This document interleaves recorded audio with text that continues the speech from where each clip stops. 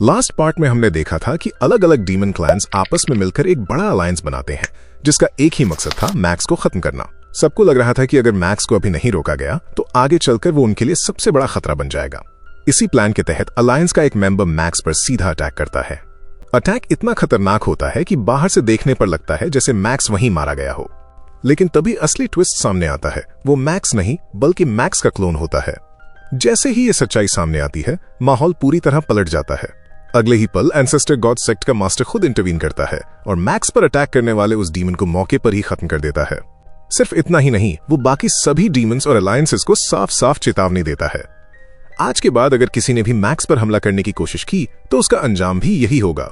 इस वार्निंग के बाद डीमन अलायंसेस में डर और खामोशी फैल जाती है और उन्हें एहसास हो जाता है कि अब मैक्स सिर्फ एक कल्टिवेटर नहीं रहा बल्कि वो एंसेस्टर गॉड सेक्ट की प्रोटेक्शन में है। अब आगे तो इस पार्ट की शुरुआत होती है फॉक्स क्लैन के टेरिटरी से। हम देखते हैं कि एक डीमन फॉक्स क्लैन लॉर्ड के सामने खड़ा होकर रिपोर्ट दे रहा था। वो सिर झुकाकर बोलता है, लॉर्ड, हम अपने अलायंस का एक मेंबर खो चुके हैं, लेकिन फिर भी ब्लेड रिवर किंग का कुछ नहीं बिगाड़ पाए। ये सुनते ही फॉक्स लॉर्ड की आंखों में गुस्सा साफ दिखाई देता है। वो ठंडी आवाज में पूछता है, तो क्या तुम्हारे पास उसे खत्म करने की कोई और स्ट्रैटेजी है? इस पर डीमन थोड़ा हिचकिचाते हुए जवाब देता है, एंसेस्टर गॉड सेक्ट का ओनर पहले ही वार्निंग दे चुका है। उसने साफ कहा है कि जो भी मैक्स को टच करेगा उसे वहीं मार दिया जाएगा। यह सुनकर फॉक्स लॉर्ड का गुस्सा और भड़क जाता है। वो दांत भींचते हुए बोलता है, फिलहाल हमें अपॉर्चुनिटी का इंतजार करना होगा, लेकिन ब्लेड रिवर किंग मेरी आंखों में कांटे की तरह है। चाहे कुछ भी हो जाए, मैं उसे खुद खत्म करूंगा। सीन यहीं से शिफ्ट होता है। अब हम मैक्स को देखते हैं जो गहरी मेडिटेशन में बैठा हुआ था। कुछ समय बाद उसकी आंखें खुलती हैं और वो खुद से बोलता है, मैं सक्सेसफुली बीस्ट गॉड स्टैच्यू के 3rd स्टेज तक पहुंच चुका हूं और सिल्वर विंग्स की 2nd फॉर्म भी अनलॉक हो चुकी है। लेकिन अगले ही पल उसका एक्सप्रेशन सीरियस हो जाता है। वो सोचता है, मेरा नाम अब हर जगह फैल चुका है, सबको मेरे क्लोन के बारे में भी पता चल गया है। इसी वजह से अब मैं टॉप 3 सेक्स के निशाने पर आ चुका हूं। वो हल्की सांस लेते हुए आगे बोलता है, इस वक्त मैं इतना पावरफुल नहीं हूं कि खुद को पूरी तरह प्रोटेक्ट कर सकूं। अगर मुझे सर्वाइव करना है और आगे बढ़ना है तो मुझे जल्द से जल्द गोल्डन हॉर्न बेहीमथ की स्पेशल टेक्निक सीखनी होगी। कुछ पल रुककर वो एक और फैसला करता है और इसके साथ साथ मुझे अपना 3rd क्लोन भी बनाना होगा। इसके बाद मैक्स एंशिएंट गॉड सेक्ट के बारे में सोचता है। वो मन ही मन बोलता है, एंसेस्टर गॉड सेक्ट पूरे यूनिवर्स की सबसे सीक्रेट और डेंजरस सेक्स में से एक है। यहाँ अलग अलग स्पीशीज के पावरफुल बीइंग्स रहते हैं। अगर मुझे किसी स्ट्रॉन्ग लाइफ फॉर्म से स्पेशल मटेरियल मिल गया तो मैं अपने 3rd क्लोन को क्रिएट कर सकता हूँ। ये सोचकर मैक्स अपनी मेडिटेशन तोड़ देता है। वो वहां से निकलता है और अपनी मोसा क्लैन वाली बॉडी को एक्सप्लोर करने के लिए आगे भेज देता है। तभी बबता मैक्स से बोलती है, एंसेस्टर गॉड सेक्ट बाहर से जितना सुंदर लगता है, अंदर से उतना ही खतरनाक है। यहाँ एक यूनिवर्स मास्टर भी ट्रैप में फंस सकता है। वो वार्निंग देते हुए आगे कहती है, अगर तुम ज्यादा इंजर्ड हो गए तो तुम्हें बहुत बड़ा नुकसान उठाना पड़ सकता है। इस पर मैक्स कामली जवाब देता है, अगर मैं ऐसे ही बैठकर एलियन स्पीसीज का इंतजार करता रहा तो मैं सिर्फ उनका पपेट बनकर रह जाऊंगा। फिर वो कॉन्फिडेंस के साथ जोड़ता है, और वैसे भी मुझे यहाँ एक स्पेशल लाइफ फॉर्म मिल चुकी है जो मेरे 3rd क्लोन के लिए सूटेबल है। इधर दूसरी तरफ मैक्स की मोसा क्लैन बॉडी लगातार मुश्किलों का सामना करते हुए उसी स्पेशल लाइफ फॉर्म की तरफ बढ़ रही थी। लेकिन तभी अचानक एक अनएक्सपेक्टेड घटना होती है। एक रहस्यमय पोर्टल उसे अपनी ओर खींच लेता है। अगले ही पल मैक्स की बॉडी उस पोर्टल के अंदर गिर जाती है। जब वो संभल कर देखता है तो खुद को एक केव जैसी जगह के अंदर पाता है। चारों तरफ अंधेरा, रहस्यमयी दीवारें और एक अजीब सी एंशिएंट फीलिंग। मैक्स धीरे धीरे उस जगह को एक्सप्लोर करने लगता है और तभी उसकी नजर एक ट्रेजर पर पड़ती है। जैसे ही वो ट्रेजर दिखाई देता है, बबता तुरंत एक्टिवेट होकर उसे स्कैन करने लगती है। उसी वक्त अचानक वो क्रिस्टल ट्रेजर मोसा क्लैन वाली बॉडी के कोर के साथ रिएक्ट करने लगता है। मैक्स साफ महसूस करता है कि उसका कोर उस क्रिस्टल से किसी तरह की पावर खींच रहा है, लेकिन उसे समझ नहीं आता कि ऐसा क्यों हो रहा है। तभी बबता तुरंत एनालाइज करती है और मैक्स को बताती है, मैक्स, ये क्रिस्टल जिस एनर्जी को यूज करता है, ठीक वही एनर्जी तुम्हारे कोर को भी ड्राइव करती है। इस ट्रेजर का नाम स्पेस हार्ट है और ये तुम्हारे कोर के लिए फुली कंपैटिबल है। ये सुनते ही मैक्स चौंक जाता है, लेकिन उसी पल एक कल्टिवेटर अचानक सामने आता है और बिना चेतावनी के मैक्स पर अटैक कर देता है। वो गुस्से में चिल्लाता है, ये स्पेस हार्ट मेरा है। मैक्स तुरंत पीछे हटने लगता है, लेकिन इससे पहले कि वो दूर जा पाता, वो कल्टिवेटर उसे पकड़ लेता है। हालात बिगड़ते देख मैक्स ठंडी आवाज में बोलता है, अगर तुमने मुझे मारने की कोशिश की तो मैं खुद को एक्सप्लोड कर लूंगा और उसके साथ तुम भी मर जाओगे। ये सुनकर कल्टिवेटर मैक्स को जमीन पर फेंक देता है और अपने सामने एक बैरियर बना लेता है। वो घमंड से हंसते हुए कहता है, अब तुम चाहे सेल्फ डिस्ट्रक्ट ही क्यों ना कर लो, तुम मेरा कुछ नहीं बिगाड़ सकते। ऊपर से तुम्हारा कंप्यूटर भी डैमेज हो चुका है, तुम यहाँ की इन्फॉर्मेशन बाहर भेज ही नहीं सकते, इसलिए मैं तुम्हें आराम से मार सकता हूँ। ये सुनकर मैक्स शांत रहता है और सीधे उसकी आंखों में देखते हुए कहता है, तुम्हें लगता है मैं बाहर कम्युनिकेट नहीं कर सकता? मैं अपने क्लोन से डायरेक्टली कनेक्टेड हूं, मुझे किसी कंप्यूटर की जरूरत नहीं।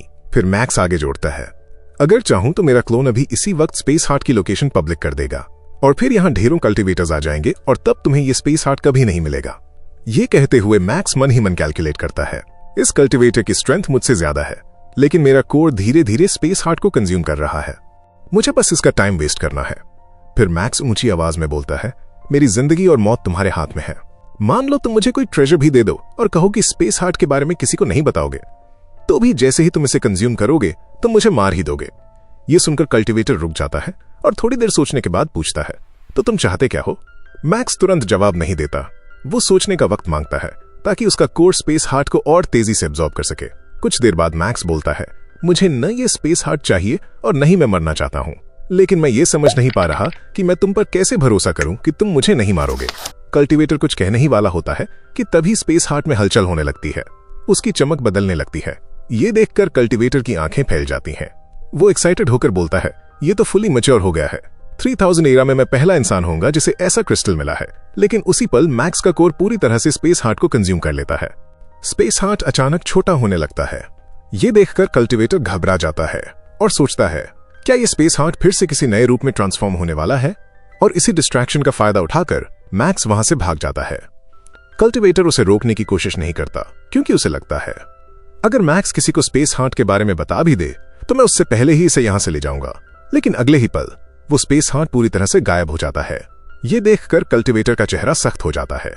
अब उसे सब समझ आ चुका था। उसकी आंखों में गुस्सा भर जाता है और उसका सारा शक सीधा मैक्स पर आ टिकता है। इधर मैक्स की मोसा क्लैन वाली बॉडी उस जगह से बाहर निकल आती है।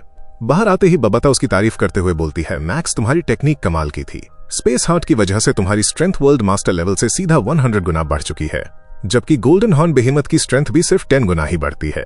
ये सुनकर मैक्स शांत रहते हुए जवाब देता है, सिर्फ यही नहीं, मुझे एक स्पेशल एबिलिटी भी मिली है। अब मैं अपने आसपास 10,000 किलोमीटर रेडियस का डोमेन बना सकता हूँ और उस डोमेन के अंदर कहीं भी कभी भी टेलीपोर्ट कर सकता हूँ। ये कहते ही वो क्लोन टेलीपोर्ट करते हुए सीधे मैक्स की ओरिजिनल बॉडी के पास पहुंच जाता है। इसके बाद दोनों फिर से उसी जगह आ जाते हैं जहां से मोसा क्लैन की बॉडी स्पेशल लाइफ फॉर्म को ढूंढने निकली थी। अब मोसा क्लैन की बॉडी एक बार फिर उस जगह से निकल जाती है, इस बार वर्ल्ड ट्री को ढूंढने के लिए। मैक्स मन में साफ सोच चुका था कि वो वर्ल्ड ट्री को अपना थर्ड क्लोन बनाएगा, क्योंकि इसके 3 बड़े फायदे थे। पहला, इससे मैक्स की स्पेस टाइम अंडरस्टैंडिंग और बेहतर हो सकती थी। दूसरा, वर्ल्ड ट्री का साइज बहुत बड़ा होने की वजह से मैक्स उसके अंदर बहुत ज्यादा एनर्जी स्टोर कर सकता था। और तीसरा, वर्ल्ड ट्री की मदद से मैक्स का कोर भी और ज्यादा पावरफुल बन सकता था। अब मोसा क्लैन की बॉडी वर्ल्ड ट्री वाले आइलैंड पर पहुंच जाती है। वहां मौजूद मॉन्स्टर से बचते हुए वो धीरे धीरे आगे बढ़ने लगती है। वर्ल्ड ट्री के पास पहुंचने के लिए मोसा क्लैन की बॉडी एक फ्लावर का रूप ले लेती है और उड़ते हुए मॉन्स्टर्स के बीच से आगे बढ़ने लगती है। लेकिन ये रास्ता बहुत लंबा था, इसी वजह से मैक्स की ओरिजिनल बॉडी अंदर ही अंदर चिढ़ने लगती है। आखिरकार पूरे 5 महीने बाद मोसा क्लैन की बॉडी वर्ल्ड ट्री तक पहुंच जाती है। वो जैसे ही वर्ल्ड ट्री का एक पत्ता खींचने की कोशिश करती है, वर्ल्ड ट्री तुरंत रिएक्शन करता है और मोसा क्लैन के क्लोन को पकड़कर डिस्ट्रॉय कर देता है। ये देखकर मैक्स बोलता है, ये वर्ल्ड ट्री बहुत स्ट्रांग है, जबकि ये अभी सिर्फ वर्ल्ड मास्टर लेवल का बेबी वर्ल्ड ट्री है, लेकिन इसके पास किंग लेवल की पावर मौजूद है। मैक्स समझ जाता है कि सिर्फ मोसा क्लैन की बॉडी से वो वर्ल्ड ट्री का पत्ता नहीं ले सकता, इसीलिए वो अपने पास रखा हुआ फ्लेम गॉड क्रिस्टल वहां ले जाता है। मैक्स जानता था कि फ्लेम गॉड क्रिस्टल फटने के बाद एक अनडाइंग कल्टीवेटर को भी मार सकता है। उसे भरोसा था कि इससे वर्ल्ड ट्री के पत्ते जरूर मिलेंगे। जैसे ही मैक्स वर्ल्ड ट्री के पास जाकर फ्लेम गॉड क्रिस्टल को एक्सप्लोड करता है, कई पत्तियां नीचे गिरने लगती हैं, लेकिन वर्ल्ड ट्री उन्हें वापस खींचने लगता है। उसी पल मैक्स तेजी से उनमें से एक पत्ती पकड़ लेता है, लेकिन तभी वर्ल्ड ट्री का फादर ट्री मैक्स के क्लोन को वहीं पकड़ लेता है। ये देखकर बेबी वर्ल्ड ट्री अपने फादर से बोलता है, मुझे इसे मारने दो। उसी वक्त बेबी वर्ल्ड ट्री के भाई उसे चिढ़ाने लगते हैं, एक एलियन कल्टीवेटर तुम्हें डैमेज पहुंचा के चला गया, अगर फादर यहां नहीं होते तो तुम कुछ भी नहीं कर पाते। इस पर फादर ट्री शांत आवाज में बोलता है, ये अभी छोटा है, जल्दी ही सब कुछ सीख जाएगा, लेकिन हम इस एलियन को जाने नहीं दे सकते, इसीलिए मैं इसे खत्म कर दूंगा। इतना कहते ही फादर ट्री मैक्स के क्लोन को एक बार फिर डिस्ट्रॉय कर देता है। इधर ये सब जानने के बाद मैक्स की ओरिजिनल बॉडी और ज्यादा मोटिवेट हो जाती है। मैक्स खुद से बोलता है, मुझे स्ट्रॉन्गेस्ट वर्ल्ड ट्री का क्लोन बनाना है, सिर्फ यूनिवर्स वेनरेबल लेवल का world tree universe master level के कल्टीवेटर को हरा सकता है। फिर वो सोचता है, लेकिन अभी वर्ल्ड ट्री अलर्ट पर है, तो फिलहाल मुझे क्या करना चाहिए। कुछ देर सोचने के बाद मैक्स के चेहरे पर हल्की सी मुस्कान आती है। वो बोलता है, मैं 2 बार वर्ल्ड ट्री पर अटैक कर चुका हूँ, उसके अटैक पैटर्न को समझ चुका हूँ, इसलिए तीसरी बार मैं कुछ अलग करूंगा। और इसी सोच के साथ ये पार्ट यहीं खत्म होता है।